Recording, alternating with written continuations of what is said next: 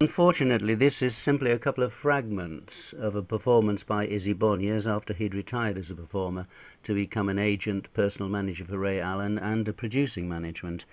He presented for many years 2 summer season shows at Newquay and Ilfracombe. I broke in my new Mr. Variety act in the 1967 Ilfracombe season, when, incidentally, our show became the subject of one of the TV Man Alive series programmes. It was entitled The Troopers, and later that summer it became the first colour television broadcast, BBC Two. Well, at the end of the season we presented a midnight charity show, which also featured Barbara Ray and other visiting artists from the Newquay Company, plus a spot from the Governor himself. Before his entrance I was concerned to see him sitting in the wings with his hands in his pockets and a bowed head, so I asked him if he was feeling all right. And he said with a grin that he rarely ever performed nowadays, and even at his age, 64, 65, he could still get nervous. He explained that folk often wondered why one of his apparent trademarks was that he always made his entrance with hands thrust into the pockets of his dress jacket, and he now pulled them out to show me that each one was wrapped around a handkerchief, explaining that when nervous he didn't perspire on the forehead, as most people did, but on the palms of his hands. Being Jewish, of course, meant that his hand gestures, without hand gestures, he was virtually tongue-tied. And he was always horrified at the thought of presenting shiny, wet palms to an audience. The handkerchief solved that problem for his entrance, and once he got going, they remained dry. I crawled into the flies with my portable recorder in order to capture his spot, but sadly, over the years, transferring stuff from reel to reel and to cassette, etc., it's resulted in much of it being lost. He was a true man of the theatre. What he didn't know about stage presentation simply wasn't worth knowing, and taking a real interest in his artists, he gave me some of the very best advice I've ever received. He was a strict disciplinarian. He was also a gentleman, and this he demonstrated to me on several occasions, such as in his West End office on my signing the contract for this season. He offered his hand across the desk, and then, firmly gripping mine, stated that the one thing he demanded from his artists was loyalty.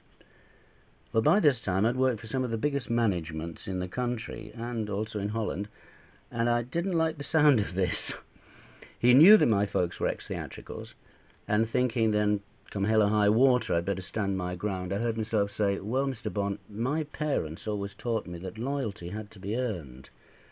At which he squeezed my hand very hard, grinned like the Cheshire Cat, and said, "We'll get on very well, Llewellyn." By gum we did, because of course this was a test. On one occasion, when he returned from Newquay, as I was rehearsing a Girls Around the World Shana, in which as a sailor I was vocally introducing speches from individual dancers, I sat on my kit bag at stage left to watch each girl's routine, and he chastised me for leaving it there each time that I went then back to centre mic to introduce the next dancer.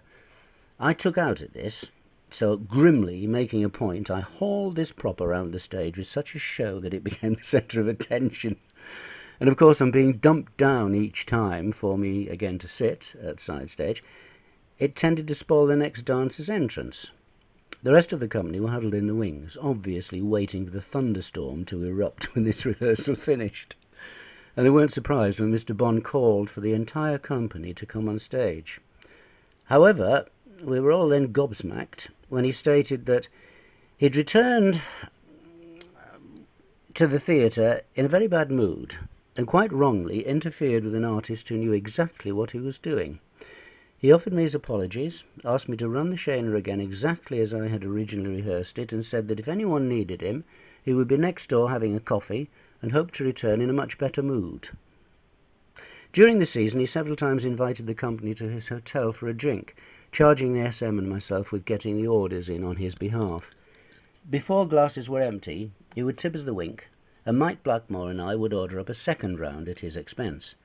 Then, before these drinks were finished, he would apologise for getting on in years and needing to retire to his bed, but assured us that the hotel management would be perfectly happy for us to stay on for a while. You could never spend your hard-earned cash buying the governor a drink. And of course we all quickly learned to make our drinks last, in order that we could listen the longer to his reminiscences. Is it any wonder that Mr. Bonn, or the governor, as he preferred to be called, was one of the very few managements for whom I had tremendous respect? Ladies and gentlemen, Thank you very much indeed. Time is getting on. This show, I was asked how long the show would last, and I said it depends entirely on the audience. You get to demand for me, this was on so a liar at this time of the morning.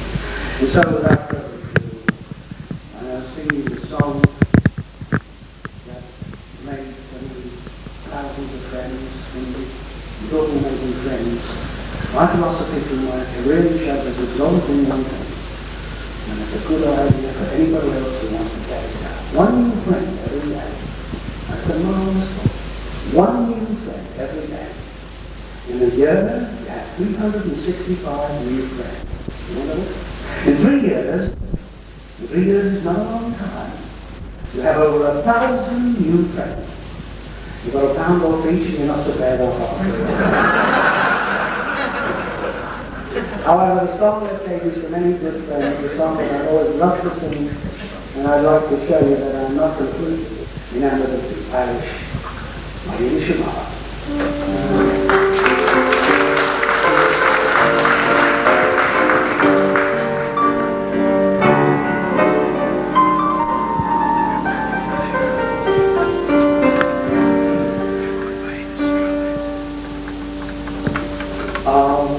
Things I should be thankful for, and have a good beach head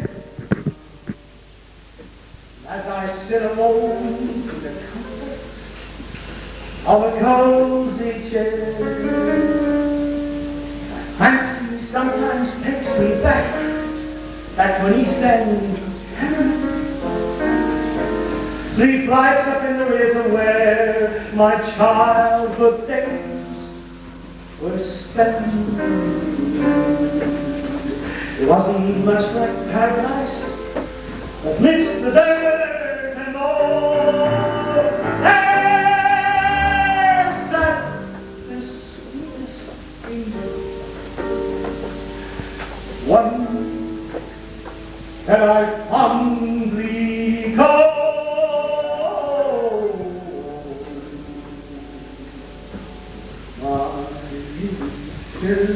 Mom. I need her more than now. I Yiddish Mom. I love to kiss that wrinkled brow. I long to hold her hand once more, as in days gone by. Ask her to forgive me for things I did that made her cry. How few were her pleasures. She never cared for fashion stuff. Her jewels and her treasures, she found them in her baby's smile. Oh, I know that I owe what I am today to that dear little lady, so old and so brave, to that wonderful Yiddish.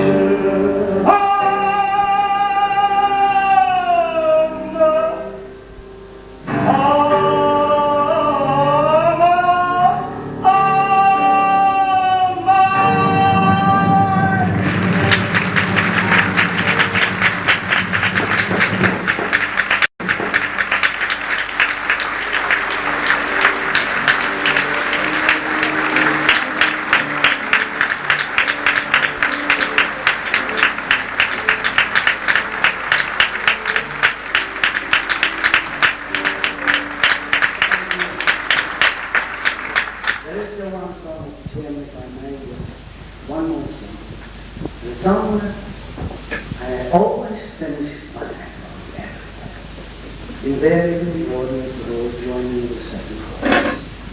It was a wonderful thrill that wherever I went, during the war I traveled all over the world, there was always a gap for this song, no matter what I did during the program. Let's lie down.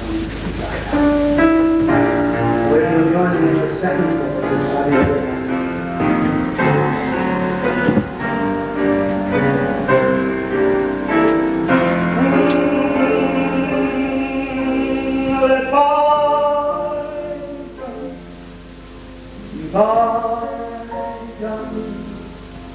And start over again. Let us forget our sorrow. We must live for tomorrow. Remember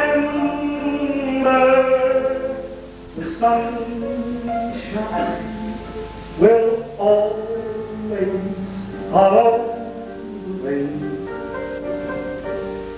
So let bygones be bygones and start over again.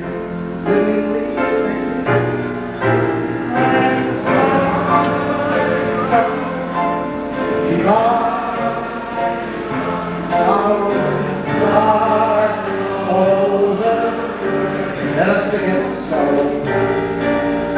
Let us forget our sorrow.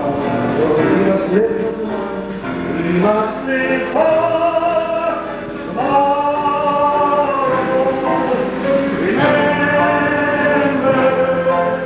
the sun always following, will always follow. Let's let the roof, everybody.